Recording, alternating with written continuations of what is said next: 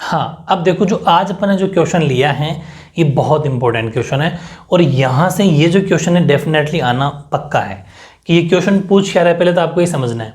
इसमें आपको छोटी छोटी बातें बता दूं। 1 मार्क्स में क्वेश्चन में आया हुआ है ये वाला, कौन सा, कि रिसोर्सेज प्लानिंग यानी कि जो संसाधन का नियोजन है वो किसे कहते हैं। 1 मार्क्स में डेफिनेशन पूछ लेते हैं, तो आपको डेफिनेशन लिखनी है। फिर आपसे ये भी पूछेगा कि व्हाट यू अंडरस्टैंड बाय, ये तो हो गया। फिर पूछेगा कि does a nation like India need resource planning, give reasons, यानी कि क्या भारत जैसे जो राष्ट्र है, भारत जैसा देश है, क्या उनको भी इसकी ज़रूरत है क्या, किसकी, संसाधनों को बचाने की। तो आपका आंसर होना चाहिए यस, उस भारत को भी ज़रूरत है। ठीक है, संसाधनों को बचाने की भारत को बहुत ज़रूरत है। क्योंकि देखो भारत के अंदर क्या है कि भारत में 28 स्टेट्स जो हैं, 28 जो राज्य हैं, उनमें डिफरेंट तरह के रिसोर्सेज हैं। ठीक है, अलग अलग तरह के रिसोर्सेज हैं। कहीं पर किसी की ज़्यादा है तो कोई कहीं पर किसी की कमी है। ठीक है, एक जैसे नहीं है, कहीं पर कोई बहुत ज़्यादा है तो कहीं पर बहुत ज़्यादा कम है। कहीं पर एक ऐसा रिसोर्स है जो बहुत ज़्यादा मिलता है लेकिन कहीं पर वो उस दूसरी जगह कहीं पर भी नहीं मिलता है ना। जैसे मैं एग्जांपल लूँ, राजस्थान की बात करूँ तो राजस्थान के अंदर पानी नहीं है, पानी की कमी है, पानी बहुत कम है राजस्थान के अंदर। तो जल रिसोर्सेज यानी वाटर रिसोर्सेज, जो जल संसाधन है उसकी कमी है। लेकिन राजस्थान के अंदर जो अदर रिसोर्स है कि विंड है, यानी कि जो विंड एनर्जी के सोर्स और सोलर एनर्जी यानी सौर ऊर्जा और पवन ऊर्जा, इनके यहाँ पर बहुत ज़्यादा सोर्स है। ये तभी तो क्योंकि यहाँ पर धूप बहुत अच्छी खासी पड़ती है, तो सोलर प्लांट बहुत ज़्यादा लगाए जाते हैं और सोलर प्लांट से बिजली पैदा की, लाइट पैदा की जा सकती है। तो वो सब तो है, लेकिन यहाँ पर अदर रिसोर्सेज नहीं है। ठीक है, ऐसे और भी खूब सारी जगह अपन पढ़ेंगे डिफरेंट के। इस वजह से हम ये कहेंगे कि हर जगह, क्योंकि अब राजस्थान के अंदर क्या नहीं है कि राजस्थान के अंदर पानी वाली चीज़ें, पानी जो पानी कमी है, तो और कहीं अगर पानी ज़्यादा है तो पानी को तो बचाया जाए, क्योंकि राजस्थान के अंदर भी तो पानी नहीं, तो पानी से थोड़ी यहाँ के लोग प्यासे ही मर जाएंगे, इनको भी तो पानी की जरूरत पड़ेगी। तो फिर उस चीज़ को बचाई जाए। या फिर राजस्थान में सपोज कोयला होता है, तो ऐसा मान लो कि हरियाणा में कोयला नहीं होता, तो ये थोड़ी कि राजस्थान में कोयला खूब है तो कोयले को वेस्ट, क्योंकि अगर हमारे यहाँ नहीं होता तो हरियाणा को अपन भेजेंगे। ठीक है, लेकिन उस देश को देना तो पड़ेगा ना। इसलिए हर जगह अलग अलग होने की वजह से हमें हमारे भारत के अंदर बचा के रखना चाहिए।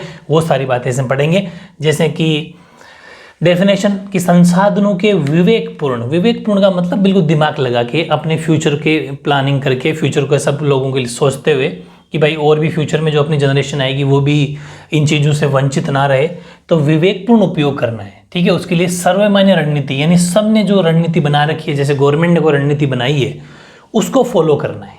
ठीक है, बस उसको संसाधन नियोजन कहते हैं। बस the commonly accepted strategy for judicious use of resources is called resource planning. ये तो होगी डेफिनेशन। फिर सेकंड बात इसने पूछी, क्या भारत जैसे राष्ट्र को संसाधन नियोजन की आवश्यकता है, अगर है तो कारण भी बताओ। ठीक है, does a nation like India need resource planning, give reason.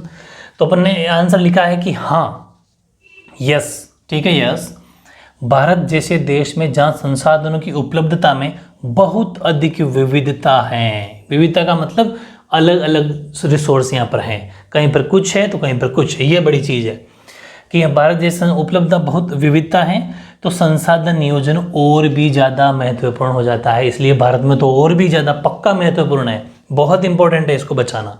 ठीक है, यानी कि yes, in a country like India which has enormous diversity in the availability of resources, तो resources planning is even more important in India. ठीक है, भारत के अंदर बहुत ज़्यादा ये चीज़ इंपॉर्टेंट है, रिसोर्स की प्लानिंग करना। ये बात अपन लिख दी।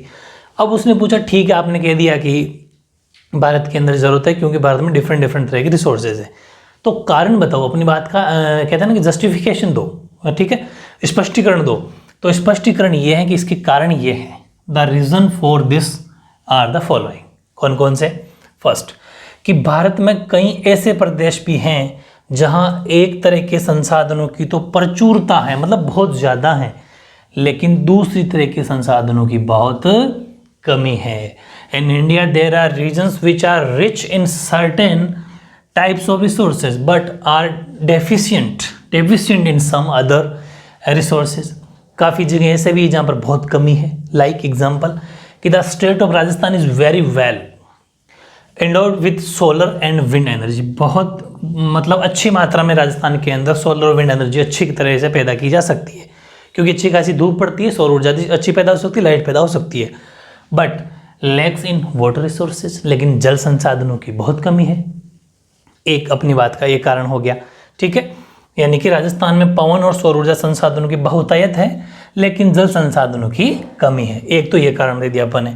सेकंड, कुछ ऐसे प्रदेश भी हैं जो संसाधनों की उपलब्धता के संदर्भ में आत्मनिर्भर हैं। कुछ ऐसे हैं जिनमें सब कुछ होता है, ठीक, थोड़ा थोड़ा थोड़ा थोड़ा, कुछ ज़्यादा, मतलब एवरेज अच्छा है, वो खुद सेल्फ डिपेंड है, उनको किसी भी तरह की अदर स्टेट से हेल्प लेने की ज़रूरत नहीं है, ठीक है। There are some regions which can be considered self sufficient in terms of the availability of resources. लेकिन ये थोड़ी ना है कि उनके पास में सब कुछ है, थोड़ा थोड़ा वो खत्म कर देंगे, नहीं, क्योंकि वो भी तो एक न एक दिन खत्म होंगे, इसलिए उनकी प्लानिंग करना भी बहुत ज़रूरी है। लेकिन अपन को हर बात का कारण देना है। ये अपन ने दिया कि एक है बट एक नहीं है। ये अपन ने दूसरा एग्जाम्पल दिया कि दोनों ही है, दोनों मतलब दोनों तरह के हैं। वो कौन कौन से स्टेट है जो बिल्कुल सेल्फ डिपेंड है? झारखंड, मध्य प्रदेश, छत्तीसगढ़, ये 3 स्टेट ऐसे जो बिल्कुल सेल्फ डिपेंड है, उनमें सब कुछ ठीक है। इन प्रांतों में खनिजों और कोयले के प्रचुर भंडार है, मतलब बहुत अच्छा इनमें, ठीक है। तो the state of Jharkhand, Chhattisgarh and Madhya Pradesh are rich in minerals and coal deposits, इनका मामला ठीक है। अब बात करते हैं अपन तीसरे एग्जाम्पल की, कि कुछ ऐसे प्रदेश भी हैं जहां महत्वपूर्ण संसाधनों की बहुत कमी है, अत्यधिक कमी है, ठीक है। There are some regions which have acute shortage of some vital या रिसोर्सेज। एग्जाम्पल लद्दाख, ठीक है, जो केंद्र शासित प्रदेश बन गया, यानी कि यूनियन टेरिटरी बन गया। तो लद्दाख के अंदर क्या है, वहां पर शीत मरुस्थल है, मतलब ठंडे मरुस्थल है, कोल्ड डेजर्ट है लद्दाख के अंदर, बिल्कुल कोल्ड डेजर्ट है। तो ठंडे मरुस्थल होने की वजह से अन्य भागों से वो बिल्कुल अलग थलग पड़ जाता है, क्योंकि कोल्ड डेजर्ट और कहीं पर है भी नहीं, कोल्ड डेजर्ट लद्दाख के अंदर है, तो इसलिए वो पूरे भारत से बिल्कुल डिफरेंट हो गया, मतलब बाकी अदर रीजन से बिल्कुल अलग थलग हो गया। अलग थलग का मतलब बिल्कुल डिफरेंट हो गया, तो मतलब ये हुआ कि वो अलग थलग हो गया। ये प्रदेश सांस्कृतिक विरासत का धनी है, लेकिन हाँ, सांस्कृतिक विरासत, क्योंकि वहाँ पर कल्चरल एक्टिविटी बहुत होती है, वहाँ पर टूरिस्ट बहुत जाते हैं घूमने के लिए, वो चीज़ें तो बहुत है वहाँ पर, इनमें तो वो धनी है, मतलब कि बहुत अच्छा है, परंतु वहाँ पर पानी की कमी है और भी कुछ महत्वपूर्ण खनिजों की वहाँ पर कमी है। ये प्रॉब्लम है वहाँ की। The cold desert of Ladakh relatively isolated from the rest of the country, यानी कि बिल्कुल अलग थलग हो गया इंडिया से, क्योंकि वो वहाँ एक ऐसी जगह है जहाँ पर बर्फबारी होती है, पानी की कमी है, ठीक है, और वहाँ पर कोल्ड डेजर्ट है। हाँ, तो फिर it has very rich cultural heritage but it is deficient in water और कहाँ, हाँ, infrastructure and some vital minerals, इन सब की वहाँ पर कमी है। इसलिए इस 3 एग्जाम्पल दे दिए अपनी बात के। इसने पूछा था कारण, तो कारण अपन दे दिया है। इसलिए राष्ट्रीय, प्रांतीय, प्रादेशिक और स्थानीय स्तर पर संतुलित संसाधन नियोजन की आवश्यकता है। This calls for balance resource planning of the natural, state, regional and local levels. इसलिए हर जगह, चाहे वो राष्ट्रीय स्तर हो, चाहे वो प्रांतीय स्तर यानी स्टेट लेवल पे हो, चाहे वो लोकल, अपने बिल्कुल लोकल लेवल पे हो, हर जगह प्लानिंग, रिसोर्सेज की प्लानिंग करना बहुत ज़रूरी है, कि आने वाली जो भावी पीढ़ियां हैं, जो फ्यूचर जनरेशन है, उनके लिए भी अपन को बचा के रखना है। इसलिए बहुत बढ़िया क्वेश्चन है, क्योंकि ये रिसोर्सेज प्लानिंग का है, इसलिए वेरी इंपॉर्टेंट है, बहुत ही अच्छे से इसको आपको लर्न करना है, और इसका सफिशिएंट आंसर मैंने आपके लिख दिया है, ठीक है, ओके।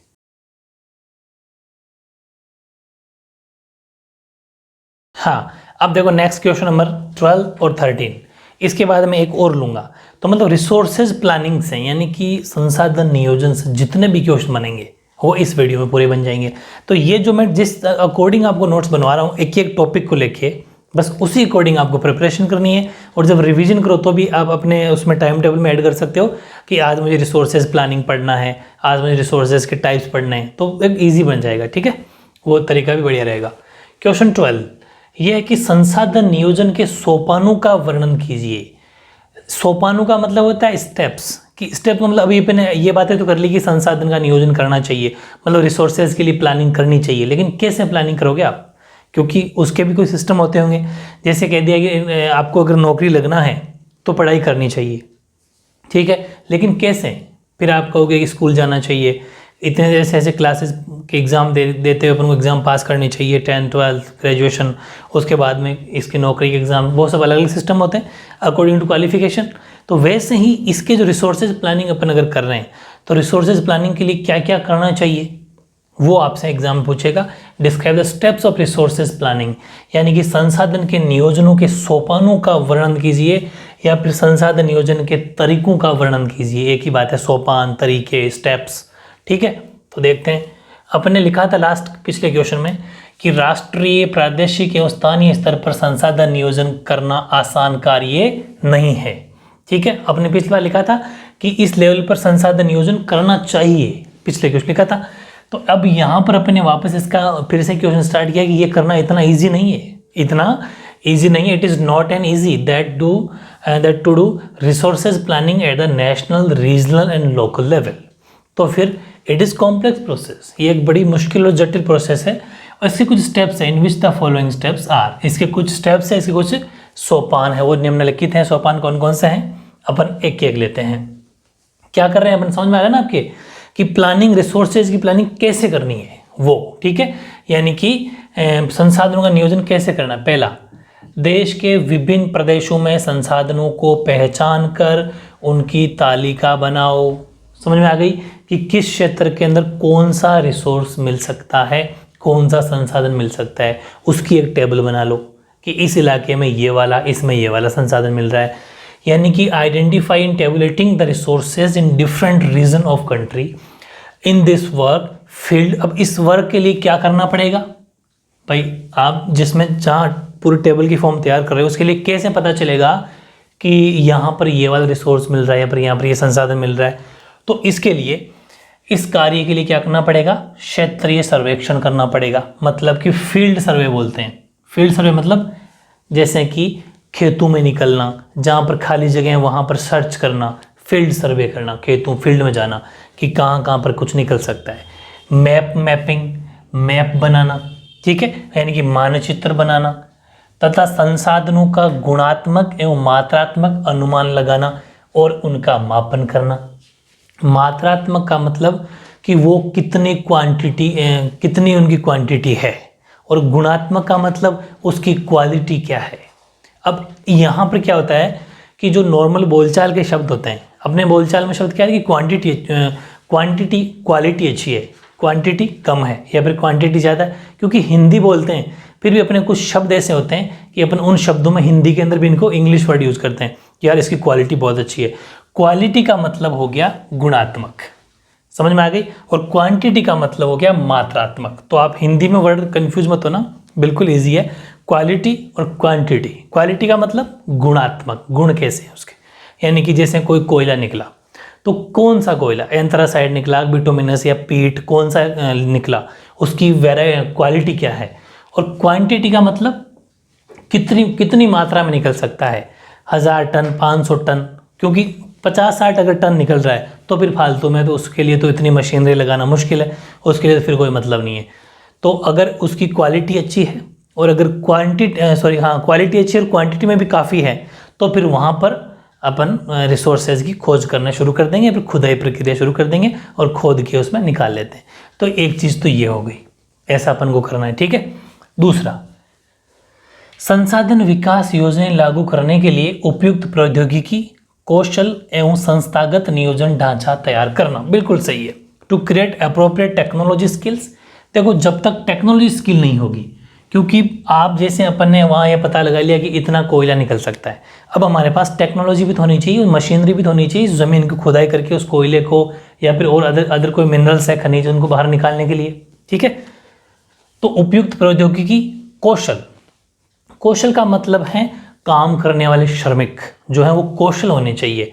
जो इंजीनियर हैं वो उनके जानकार होने चाहिए, उस फील्ड के बहुत अच्छे जानकार होने चाहिए, वो भी ज़रूरी है। और संस्थागत नियोजन ढांचा, कि हमें कुछ इंस्टीट्यूशन, कुछ फ्रेमवर्क ऐसा तैयार करना पड़ेगा, इंस्टीट्यूशनल कोई संस्था ऐसी बनानी पड़ेगी। जैसे कि अपन कहते हैं कि पढ़ाई अच्छी होनी चाहिए, हमेशा हर किसी देश की पढ़ाई अच्छी कराओ, उसके लिए क्या करना पड़ता है, एक स्कूल खोला जाता है कि ये स्कूल है, इसमें बच्चे पढ़ेंगे, उनका रिजल्ट तैयार किया जाएगा, उन बच्चों पर ध्यान रखा जाएगा। ऐसे स्कूलें खोल ली जाती है, मतलब इंस्टीट्यूशन तैयार किए जाते हैं ताकि पढ़ाई का लेवल सुधरे। वैसे ही इसमें भी कुछ इंस्टीट्यूशनल ऐसे प्लानिंग फ्रेमवर्क्स कुछ करने पड़ेंगे, तो ताकि किस किस का, जैसे कोयला का तो कोयला का अलग इंस्टीट्यूट खोल दिया, और कोई मिनरल्स उसका अलग खोल दिया, लोहे का अलग खोल दिया, आयरन का अलग, मतलब ये सिस्टम, ठीक है। उस तरीके से institutional planning framework for implementing resource development plans, उसके लिए विकास की योजनाएं, ऐसे कुछ सिस्टम बनाने पड़ेंगे। 2 बातें हो गई। तीसरी बात, संसाधन विकास योजनाओं तथा राष्ट्रीय विकास योजनाओं में समन्वय स्थापित करना। बिल्कुल सही है। संसाधन विकास योजनाएं जो होती हैं, to establish coordination between resource development plan and national development plans.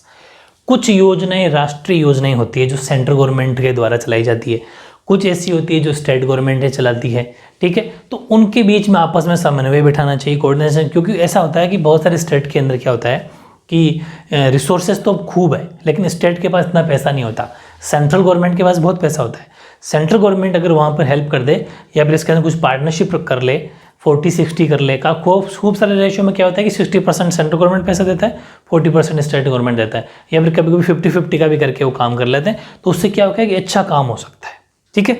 ये चीज़ तो ये सब करना है, स्टेप ले हो गया। दोनों के बीच में कोऑर्डिनेशन जरूरी है। इस तरीके से 3 अपन ने बातें लिखी है, जो 3 सोपान है, इस अकॉर्डिंग रिसोर्सेज की प्लानिंग की जाती है। और फाइनली बात लिख देना, हमारे देश में स्वतंत्रता के पश्चात से ही, मतलब स्वतंत्रता के बाद से ही संसाधन नियोजन के उद्देश्य की पूर्ति हेतु प्रथम पंचवर्षीय योजना, फर्स्ट, देखो ये पहले क्या होता था, हमारा देश जब आज़ाद हुआ, आज़ाद होते ही कांग्रेस सरकार थी, कांग्रेस की सरकार ने 60 साल तक राज किया। कांग्रेस सरकार हमेशा पंचवर्षीय योजनाएं बनाती थी, यानी 5 ईयर प्लान, ठीक है। उस 5 साल की जो प्लानिंग है, पंचवर्षीय योजनाओं का बहुत बड़ा योगदान है हमारे डेवलपमेंट के अंदर, ठीक है। उन पंचवर्षीय योजनाओं में क्या होता था कि जैसे 5 साल की योजना बना दी और उस योजनाओं में ये चीज़ें लिख दी जाती। आप आगे जब कॉम्पिटेटिव एग्जाम की तैयारी करोगे ना, तो पूरी 12 की 12 पंचवर्षीय योजनाएं पढ़ोगे। 12वीं पंचवर्षीय योजना लास्ट थी, यानी कि 12 जो प्लानिंग कमीशन था वो लास्ट था। उसके बाद में मोदी सरकार जब आई तो इसको ख़त्म करके नीति आयोग बना दिया और उसको कैंसिल कर दिया। वो जो योजना आयोग था वो अब बना ही रहा, वो नीति आयोग बन गया। तो ये जितने भी 5-5 साल की योजनाएं थी वो ख़त्म कर दी गई 2015, है ना। तो लेकिन वो खैर आगे की बात है, कभी अगर आपकी प्लानिंग आएगा तो मैं उसको बहुत शानदार करा दूंगा।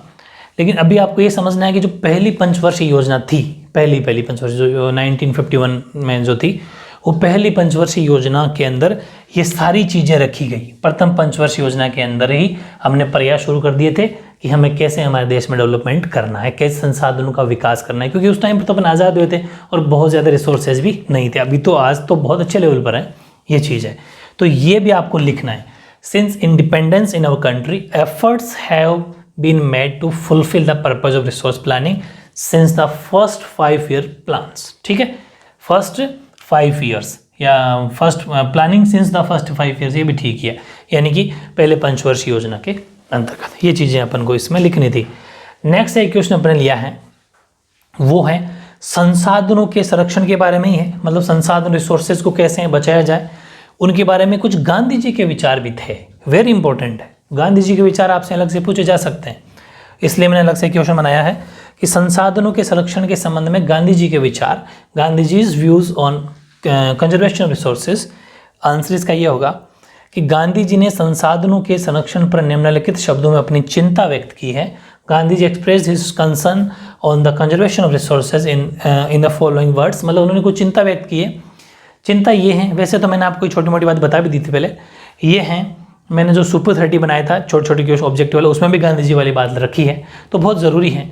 तो बात ये मैं कहना चाह रहा हूँ कि गांधी जी ने ये कहा कि हमारे देश में रिसोर्सेज तो बहुत है, मतलब कि हमारे यहाँ पर खनिज बहुत है, बहुत अच्छी संसाधन है, बहुत अच्छे रिसोर्सेज हैं, लेकिन कुछ लोग लालच इतना करते हैं, कुछ लोग पैसे वाले ज़्यादा हैं, बड़े बड़े बिजनेसमैन हैं, तो वो अपने लालच, अपने स्वार्थ के लिए उन सारे रिसोर्सेज को यूज़ कर रहे हैं, ख़त्म कर रहे हैं।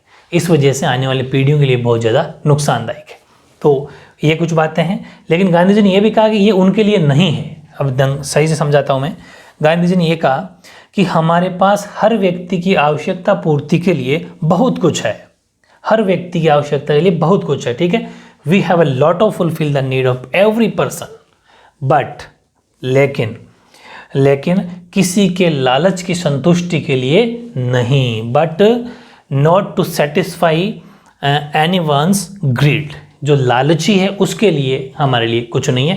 लेकिन हाँ, अगर किसी को पेट भर के लिए चाहिए तो सब कुछ है, पेटी भरने के लिए नहीं। पेटी का मतलब घर पे बक्से भर लेना, पेटी भर लेना पैसों से, उसके लिए नहीं, पेट भरने के लिए बहुत कुछ है।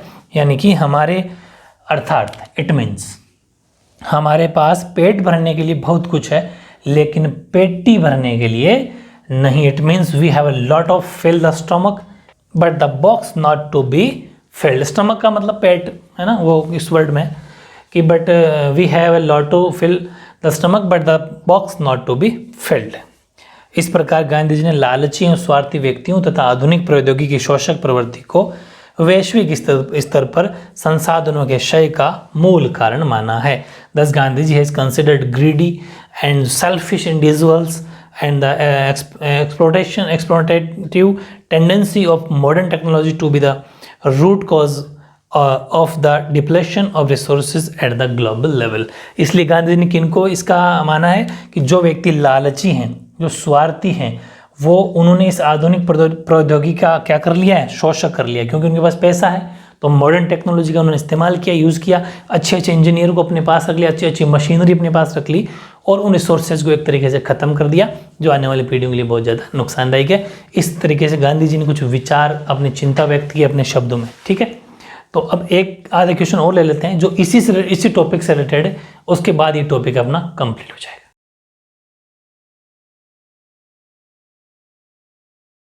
हाँ, तो मैंने 2 क्वेश्चन और लिए आपके, फिर ये टॉपिक अपना कंप्लीट हो जाएगा। ठीक है, क्वेश्चन नंबर 14 है, संसाधनों के संरक्षण के 3 उपाय सुझाओ या फिर 3 उपाय बताइए। यानी कि suggest 3 measures for conservation of resources. मतलब कि जो संसाधन रिसोर्सेज का जो संरक्षण या कंजर्वेशन आप कर रहे हो, कोई 3 तरीके बता दो, उपाय बता दो कि कैसे करें। एग्जाम में क्वेश्चन बहुत बार पूछा गया है। पहली बात तो ये, थोड़ी हेडिंग लिख देना कि 3 measures for conservation of resources are. Number 1, preventing wastage and misuse of resources. संसाधनों की जो बर्बादी होती है और जो उनका दुरुपयोग होता है उनको रोका जाए। ठीक है, इनकी जो मिसयूज़ होता है, लोग बहुत ज़्यादा मिसयूज़ करते हैं अपने लालच के लिए, उसको रोका जाए, बर्बादी ना की जाए, बहुत तरीके से उसको यूज़ किया जाए। दूसरा, यूज़ ऑफ ऑल्टरनेटिव्स या फिर सब्सिट्यूट्स, कोई भी लिख देना, एक ही बात है, ऑफ नॉन रिन्यूएबल रिसोर्सेज। जो नॉन रिन्यूएबल रिसोर्सेज है, जो अनवीकरण है, जिनको फिर से नहीं बनाया जा सकता, उसको कम से कम यूज़ किया जाए या फिर ऑल्टरनेटिव किया जाए। मतलब कि वैकल्पिक, एक बार इसका यूज़ कर लिया तो एक बार उसका कर लिया, मतलब कम किया जाए। वैकल्पिक का मतलब होता है ऑल्टरनेटिव, ऑप्शनल, कम यूज किया जाए, गैर नवीकरण का, जिसका फिर से वापस बनाया नहीं जा सके वो वाला, जैसा कि पेट्रोल है, डीजल है, ये सब। ठीक है, इनका कम से कम इस्तेमाल किया जाए या फिर उनको एक ऑप्शन के अकॉर्डिंग किया जाए, एक दिन छोड़ के ऐसा कुछ किया जाए। ठीक है, फिर judicial and careful resource utilization. विवेकपूर्ण और सावधानीपूर्वक संसाधन का उपयोग करना चाहिए, सोच समझ के, ताकि आने वाली जो फ्यूचर की जनरेशन है, भविष्य की जो पीढ़ी है, उनके लिए भी उसको बचाया जा सके। तो 2 मार्क्स में क्वेश्चन आया हुआ था और आगे भी आ सकता है, तो इसका आंसर लिख देना। ठीक है, और फिर लास्ट क्वेश्चन और बनता है बहुत ही प्यारा सा, वो ये है कि अभी तक अपन ने ये पढ़ा कि संसाधनों का संरक्षण करना चाहिए, मतलब कि रिसोर्सेज को कंजर्वेशन करना चाहिए। लेकिन अब इसने पूछा कि संसाधनों के संरक्षण की क्या आवश्यकता है, आवश्यकता क्या पड़ गई, या फिर इनका जो रिसोर्सेज उनका कंजर्वेशन क्यों करना पड़ रहा है, वाई। ठीक है, क्या कारण है, वेरी इंपॉर्टेंट क्वेश्चन है। तो there is a need to conserve resource because, संसाधनों के संरक्षण की निम्न कारणों से आवश्यकता है। Number 1, most of the resources have limited supply, very important. पृथ्वी की सतह पर बहुत सारे संसाधन बिल्कुल सीमित मात्रा में बचे हैं अब, जैसे पेट्रोल है, डीजल हैं, ये बहुत कम मात्रा में बचे हैं। आने वाली पीढ़ियां जान ही नहीं पाएगी कि पेट्रोल डीजल होता क्या है। इसलिए अगर इसको ढंग से इस्तेमाल या यूज़ ना किया गया तो ये बिल्कुल जड़ से ख़त्म हो जाएगा।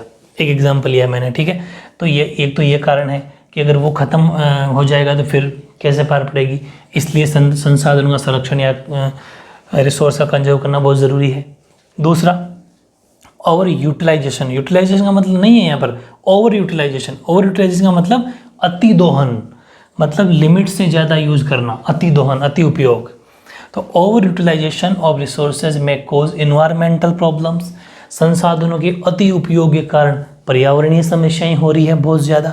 ठीक है, एनवायरनमेंट डिस्टर्ब हो रहा है, तो हमारी पॉपुलेशन ऑलरेडी इतनी संख्या में बढ़ रही है, ग्लोबल वार्मिंग, मतलब बहुत सारी प्रॉब्लम हो रही है संसाधन का अति उपयोग की वजह से। और अति उपयोग होने के पीछे कारण भी है जनसंख्या का बढ़ना, पॉपुलेशन बहुत ज़्यादा बढ़ रही है, तो फिर संसाधनों का ज़्यादा से ज़्यादा यूज़ कर रहे हैं क्योंकि ज़्यादा संख्या में लोग हैं, ये एक बड़ा कारण है। और ओवर यूटिलाइजेशन ऑफ रिसोर्सेज में कोज सोशियो इकोनॉमिक प्रॉब्लम्स, संसाधनों के अति उपयोग के कारण सामाजिक आर्थिक समस्याएं उत्पन्न भी हुई है। बहुत सारी सामाजिक आर्थिक समस्याएं, मतलब कि जो गरीब है वो गरीब होता चला जा रहा है, अमीर अमीर होता चला जा रहा है। बहुत सामाजिक और समाज के अंदर भी बहुत सारी ऐसी प्रॉब्लम क्रिएट हो रही है। इसलिए इन सब वजह से हमें संसाधनों का संरक्षण करना बहुत ज़रूरी है। ये आपने कारण भी बता दिए। मतलब संसाधनों से रिलेटेड, रिसोर्सेज से रिलेटेड जितने भी क्वेश्चन बन रहे थे वो अपन ने कर लिए। अब बहुत मेजर टॉपिक बच जाता है मृदा का, मतलब मिट्टी, सोइल का। वहाँ से बहुत बढ़िया क्वेश्चन आता है और फ्यूचर में बहुत, ये पूरा चैप्टर बहुत काम आएगा आपके आगे लाइफ में, बहुत इंपॉर्टेंट है। ढंग से आपको इसको पढ़ना है, आके बड़े बड़े कॉम्पिटेटिव एग्जाम के अंदर यहाँ से क्वेश्चन सीधे सीधे आते हैं, ठीक है। तो बहुत अच्छे से करेंगे। और सुपर 30 या फिर 35-40 क्वेश्चन में जो ऑब्जेक्टिव आपके टेस्ट लेता हूँ, हमेशा आपको उसको बार बार रिवीजन करते रहना है। वो एक आपका टेस्ट है, हाथों हाथ आंसर भी मिल रहा है। वीडियो को पॉज कर लो, पहले आंसर खुद दे लो, फिर थोड़ा चलाओ, आगे आंसर मिल जाएगा। खुद मैच करो कितने आपके ठीक हुए, कितने आपके गलत हुए, तो खुद का सेल्फ टेस्ट हो जाएगा, ठीक है। ओके।